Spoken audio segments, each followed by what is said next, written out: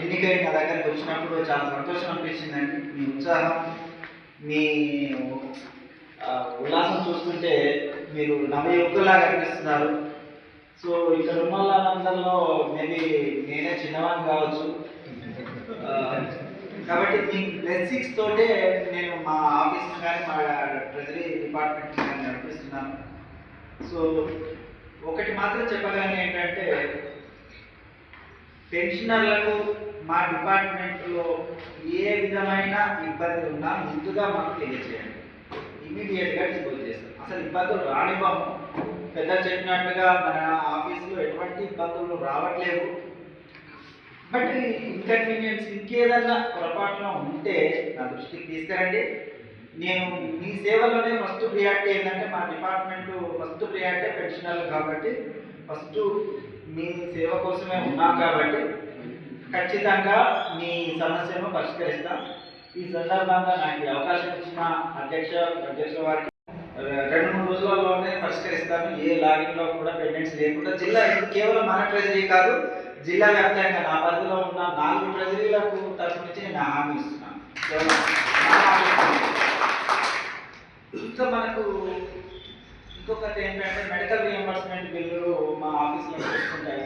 నేను చాలా గమనించింది ఏంటంటే, అవి కొంచెం లేట్గా ప్రాసెస్ అవుతుంటాయని మీరు చెప్పలేదు, కానీ నాకు నోటీస్లో అవుతుంది. ఎందుకంటే మెడికల్ రియంబర్స్మెంట్ అది బిల్లు సబ్మిషన్ డిడిఓ మనకు లేట్గా ప్రాసెస్ అంతా లేట్ అవుతుంది. ఎందుకంటే డిఎన్ఏకి పంపడం కానీ, లేదా మెడికల్ సూపరింటెండెంట్ గారికి పంపడం కానీ, దెన్ ప్రొసీడింగ్ రావడం, తర్వాత డిడిఓ గారు మనకు సబ్మిషన్ చేయడం, ఇవంతా ప్రాసెస్ ఉంది. కానీ మన ఆఫీస్లో కూడా ఎవరికి అట్లా డిలే ఉంటే నా దృష్టికి తీసుకురండి. ఇమీడియట్గా నేను సేమ్ డేనే చేపించేస్తాను. ఎందుకంటే గవర్నమెంట్ ఎప్పుడు పేమెంట్ ఇస్తుందో తెలియదు. వై షుడ్ బి మన ఆఫీస్లో ఎందుకు లేట్ చేయాలి? అన్ని అంటే మెడికల్ క్లెయిమ్స్ అన్ని కరెక్ట్గా ఉండి, ప్రొసీడింగ్ అన్ని కరెక్ట్గా ఉంటే నేను సేమ్ డేనే మనకు మెడికల్ రియంబర్స్మెంట్ ప్రాసెస్ అయ్యే విధంగా నేను మా వాళ్ళందరికీ ఇన్స్ట్రక్షన్స్ ఆల్రెడీ ఇచ్చాను.